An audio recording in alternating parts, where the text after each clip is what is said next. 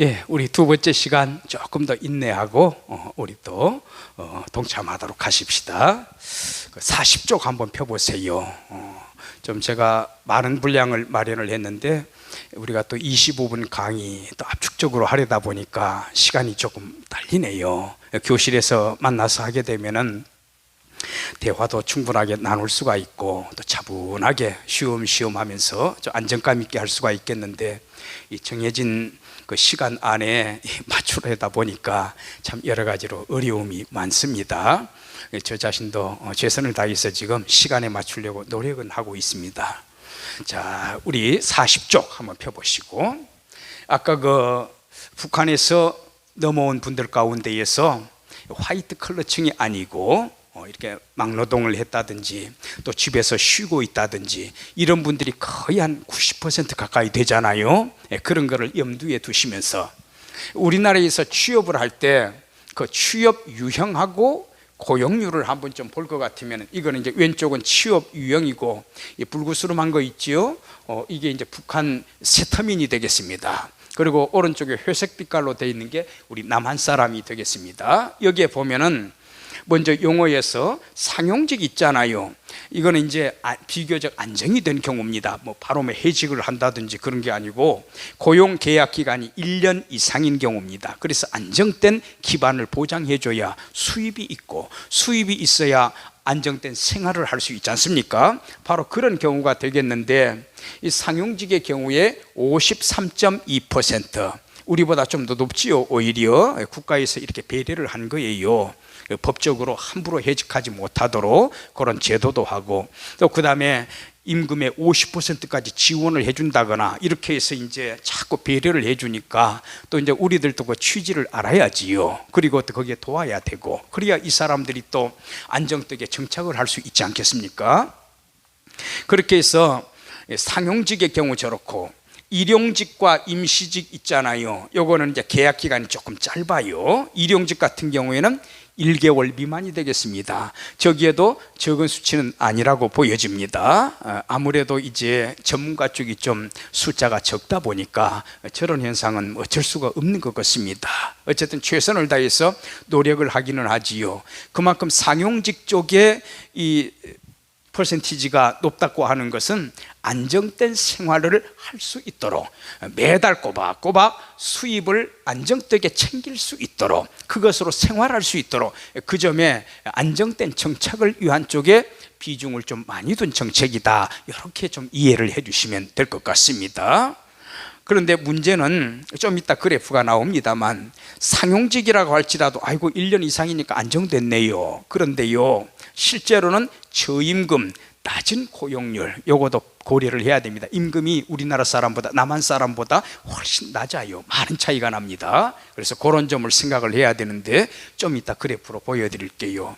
그래서 고용률은 2011년부터 계속해서 2013년까지 50%에서 이렇게 거의 유지가 되는 그런 모습이 되겠습니다. 쉬는 사람도 많다는 의미죠, 그만큼. 자, 요거 이제 탈북자 취업, 실업률, 월급, 주거, 개인 계층의 그 자인식, 이런 걸 보게 되면은 탈북자의 실업률은 2012년입니다. 12.1%, 전체 국민 실업률보다 높다라고 하는 것, 3배가 높다. 또 취업한 탈북자들도 상용직은 45.4%, 아까 그래프에서는 50% 좀 넘었지요. 그 다음에 일용직, 임시직이 적지 않다. 그만큼 전문가들이 적기 때문에 아무 데서나 일할 수 있도록 막 투입을 하는 겁니다. 그런 분들이 많다 보니까 어쩔 수가 없네요. 소득 수준도 보면은 탈북자의 33.7%가 월 평균 100만 원 이하다. 2012년이니까 그렇습니다만 굉장히 낮은 금액입니다, 그때 당시에도. 그리고 200만 원 이상을 번다고 답한 탈북자는 11.7%에 불과했다. 그리고 아까 그 임대 아파트 이야기도 했었습니다만은 집세를 월세로 내고 있다. 왜냐하면은 아무리 정착 지원금 또 직장에서 일해가지고 버는 거 요거 합해도요, 전세 집을 구하려고 하다 보니까 서울에서는 뭐 억 단위 아니에요. 그러다 보니까 도저히 구할 수가 없는 거라. 시골에서는 이제 좀 싸지만은, 그래서 전세를 구하지 못하니까 월세는 그래도 적잖아요. 그런데 이게 매달 굉장한 금액이 나갑니다. 이것도. 그래서 전세를 못 구하기 때문에 월세로 내고 있다는 응답자가 거의 3분의 2에 가깝습니다. 3명 중에 2명이다 그 말입니다. 그런 어려움이 있다. 그리고 응답자의 절반 이상이 나는 남한 사람에 비해서 하류층이다, 나는 못 사는 사람이다. 극빈자층도 5.5%, 하류층이라고 인식하는 사람들이 45.7%, 합해서 50%가 좀 넘지요. 그리고 삶이 이렇게 고단하지만 월세도 많이 내야 되고 직장도 안정되지 못하고 고급 직종에 일하지 못하지만 삶이 고단하지만 남한에서의 생활에 만족한다. 아까 70몇 % 있지요. 연대마다 조금 다르게 나타납니다만 2012년 조사에서는 69.3%가 되겠습니다.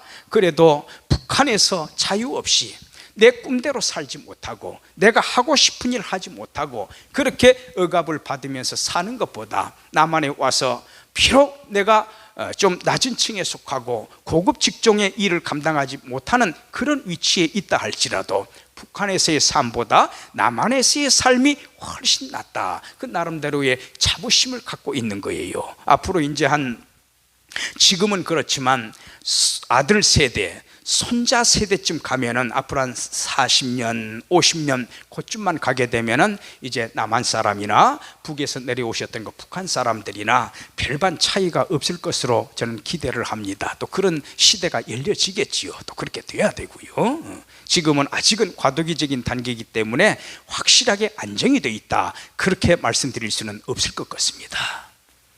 자, 요거 탈북자들의 고용률, 요거는 2017년, 아까는 제가 2012년 그 연대인데 요거는 최근 연대가 되겠습니다.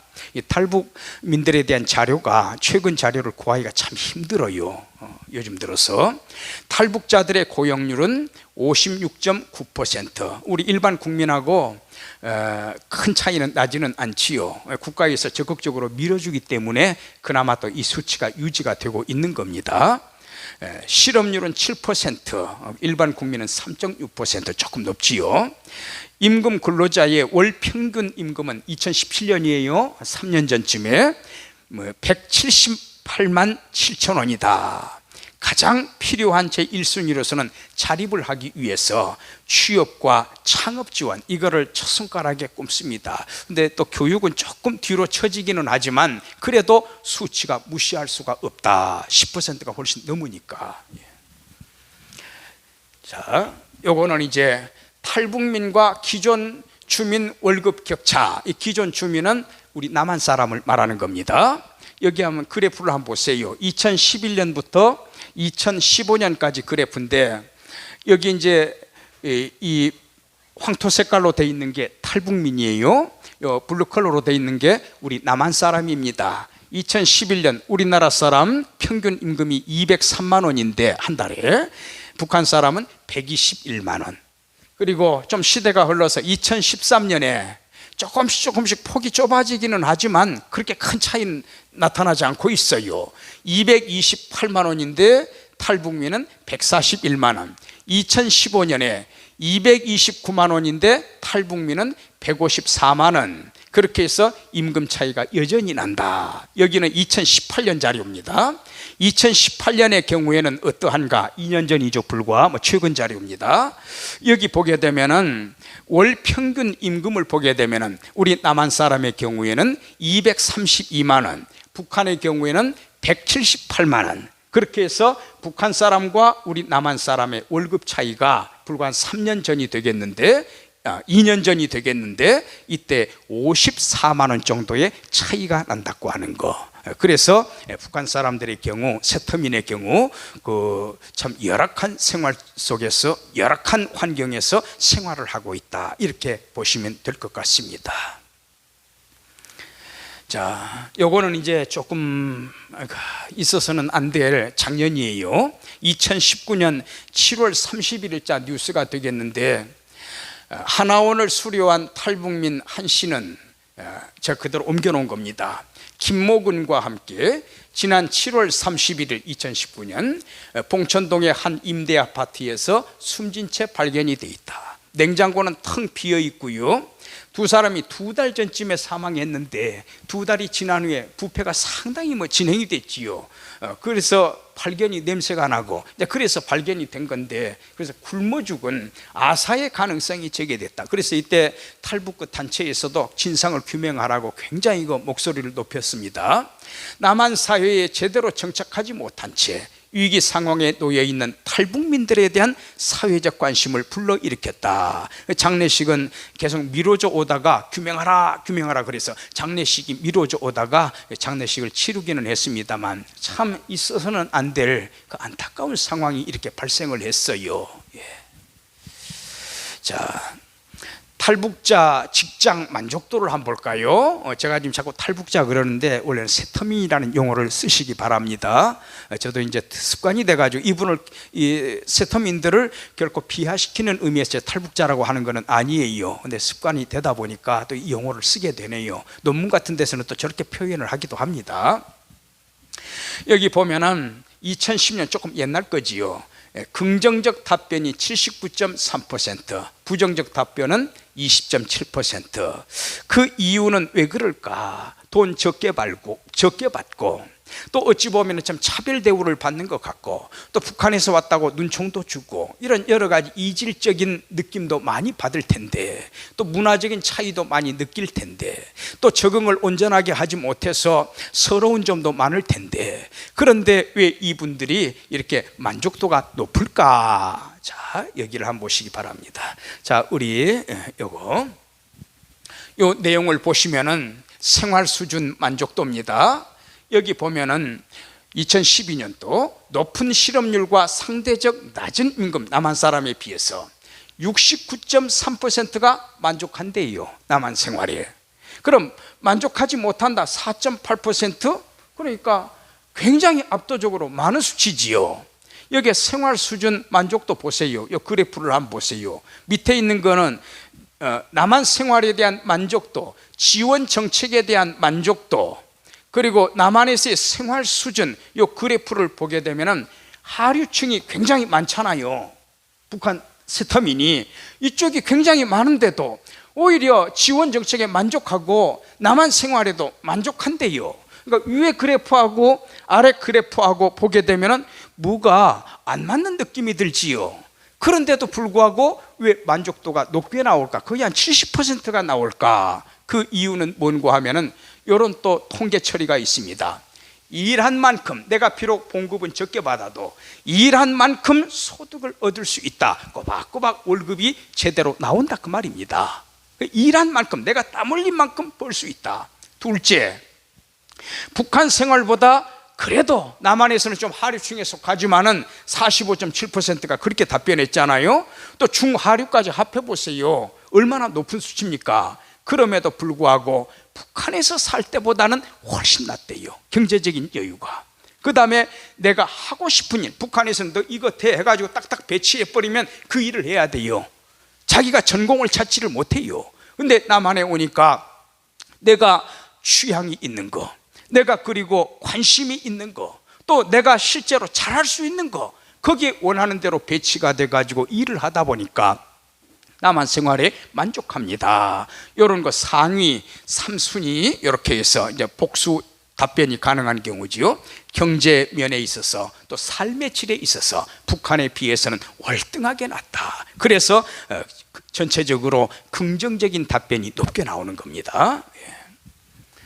자, 그 다음에 남한 생활 불만족 이유도 있어요. 반대로 우리가 이것도 귀담아 들어야 됩니다. 여기 보면은 아무리 그래도 경제적으로 어렵습니다. 또 탈북자에 대한 각종 차별이 있습니다. 자, 그리고 남한 사회 문화에 적응이 어렵습니다. 여러 가지 이유가 있는데요. 자, 이쪽을 한번 보시기 바랍니다. 요거는 이제 2019년 통계가 되겠어요. 왼쪽은 2017년 통계, 2012년 통계가 되겠습니다. 약 한 7년 정도가 세월이 흘렀지요. 그러면 여기 2012년의 경우에는 경제적인 어려움, 아까 말씀을 드렸듯이 차별 경험, 문화의 이질감, 능력의 부족, 막노동한 분들이 많잖아요. 또 교육 수준에도 차이가 있고 이런 점 때문에 고통을 느꼈는데, 이 경제적인 어려움이 있지 않습니까? 2019년 통계에서는 밑으로 내려와 있습니다. 4위입니다. 그리고 가장 힘든 게 뭐냐? 가족과 생이별했다. 북한에 남아있는 식구들, 이런 점이 눈에 부각이 되고, 차별대우, 요거는 여전히 상당히 높지요. 그 다음에 경쟁 구도, 남한에 오면은 별천지인 줄 알았다, 잘 먹고 잘 사는 줄 알았다, 뭐든지 내 뜻대로 할 줄 알았다, 자유가 있는 줄 알았다. 그런데 막상 직장에 들어가 보니까 내 능력으로는 도저히 따라갈 수가 없다, 비교가 되지 않는다. 또 그리고 사람들이 전부 다 기계적인 인간관계가 돼가지고 너무너무 무정하다, 0.1만 틀려도 탁 잘라버린다라는 거예요. 우리 인간 같으면 그거 봐줄게, 얼마든지 그렇게 할 수가 있지만 전부 다 인간관계가 사무적이고 기계화가 되고, 그래서 무정하게 이를 데 없다, 인간미를 느끼지 못한다라는 겁니다. 이것 때문에 이분들이 굉장히 힘들어하는 거지요. 라이벌 의식, 이거 무시할 수 없는 거 아닙니까? 자, 그래서 전체적으로 옛날로 올라갈수록 경제적인 어려움을 많이 호소하지만, 지금에 와가지고는 어떤 면이냐? 삶의 질의 차원, 꼭 먹고 마시는 거, 입는 거 이것뿐만이 아니라 인간미다운 거, 이런 쪽에 포커스가 점점 더 맞춰지고 있다는 거, 우리가 좀 귀담아 들어야 되겠습니다. 자, 그 다음에 남한 생활 만족도, 남한 생활 불만족 이유 보게 되면은 요거 2014년이고 17년인데 한번 쭉 한번 눈으로 읽어보시기 바랍니다. 아무래도 이분들이 한계점을 느끼는 게, 우리도 우리나라 법 잘 모르잖아요. 몰라서 혜택을 못 받는 경우도 있잖아요. 한국의 법제도를 잘 모르겠다, 북한하고 너무 차이가 나니까. 또 법을 활용하는 방법도 몰라요. 법을 모르기 때문에 혜택도 놓쳐버려요. 얼마든지 내가 호소할 수 있고 지원을 받을 수 있는데 법제도를 모르다 보니까 그런 게 있는 줄도 몰라요. 그리고 그래도 북한 생활보다는 낫다고 느낍니다. 그래서 만족도가 전반적으로 높게 나오는 거지요. 자, 여기 북한 그 차별을 당할 때 대처 방안도 눈여겨 한번 보세요. 아무런 행동도 하지 않았다, 차별 대우 받을 때. 왜 이렇게 수치가 많이 나오는 걸까요? 어찌 보면은 참 인간적으로 자포자기하는 그런 마음도 있지 않을까, 저는 그런 좀 생각도 좀 해봅니다. 우리가 좀 깊이 생각해야 될 문제가 아닌가. 사망자 대비 자살률을 한번 보십시다. 좀 이제 흥미로운 독특한 그런 주제가 되겠는데, 탈북자하고 일반 국민, 우리 남한 사람이에요. 탈북자하고 일반 국민 사망자 대비 몇 명이 죽었는데 그 중에 자살해가지고 죽은 사람이 몇 %다, 그걸 한번 수치를 내봤어요. 그랬더니 조금 옛날 통계입니다만은 일반 우리나라 사람들의 경우에 100명이 죽었다. 물론 병 걸려서 사고로 여러 가지가 있겠지요. 그런데 우리 남한 사람은 자살 때문에 죽은 사람이 5.9%인데 탈북민의 경우, 세터민의 경우에는 9.1%입니다. 거의 2배 가까이 높잖아요, 자살률이. 그래서 이거를 제가 요 그래프에다가 대입을 한번 시켜봤어요. 요거는 2012년에 나와 있는 OECD 대략 한 35개국 정도가 됩니다. 이 인구 10만 명당 사망수, 자살해가지고 사망하는 숫자를 보니까 10만 명당 평균치가 OECD 나라들 12.1명입니다. 그리고 12.1명이고요 북한의 경우에는 어떠하냐? 이거는 2017년입니다. 연도가 좀 다르긴 한데 2017년에 북한 자살을 보게 되면은 인구 10만 명당 15.8명이에요. 그러면은 폴란드, 핀란드 여기하고 맞먹는 거지요. 물론 이제 이쪽보다는 떨어지지만, 그래서 우리 한국은요 29.1명이에요. 근데 북한은 3년 전 통계에 의하면 15.8명이니까 요 선쯤에 올라와 있습니다. 그래서 우리 한국보다도 훨씬, 우리 남한보다도 북한의 자살률이 훨씬 떨어지는데, 세터민의 경우에는 어떠냐? 북한을 나와서 우리 남한에 살고 있는 사람들 세터민의 자살률을 얼마만큼 되느냐? 아까 그 수치하고 요 앞부분 그래프 있지요. 요 부분, 요거를 계산을 해가지고 제가 막대 그래프를 하나 더 만들어 보니까 10만 명 중에서 44.8명입니다. 우리 남한 사람이 29.1명이 자살이라면 북한 사람 세터민은 44.8명이다 그 말입니다. 국가에서 이제 이런 점들도 깊이 있게 주시를 해야 될 거예요. 어떤 이유 때문에 이들이 자살을 하는가? 그러면 어떻게 하면은 그 자살을 좀 더 최소화시키고 방지를 할 수가 있겠는가? 요거를 이제 각계각층의 분야의 사람들이 이제 연구를 해가지고 여기에 적합한 제도를 만들어내는 것이 합당합니다. 이제 그런 점들을 좀 이런 학자들이 괜히 이 논문 써내겠어요? 국가에 도움을 주기 위해서, 바른 정책을 집행할 수 있도록 하기 위해서 학자들이 이 돈 들여가지고 노력을 해가지고 논문을 쓰는 거 아닙니까? 정부 지원금 받아가지고 논문 쓰는 거 아닙니까? 그러면 논문 한번 읽고 그냥 던져버리는 그런 종이 쪼가리가 아니라 정말 이걸 통해서 좋은 정책이 나와준다면 이 세터민들에게 얼마나 참 이 자살률을 줄임으로써 긍정적인 생활을 할 수 있도록 반영할 수 있는 훌륭한 조치가 될 수 있겠지요. 예. 자, 요것도 안타까운 사연인데 2019년 작년입니다. 한 분이 박화경 씨라고 51세입니다. 목숨 걸고 남한 넘어왔는데 이방인 취급 견딜 수가 없어서 차별 대우를 하니까 서럽다 그 말이에요. 차라리 외국으로 나가 살겠다. 26개국으로 뿔뿔이 흩어졌는데 이 박화경 씨가 그래요.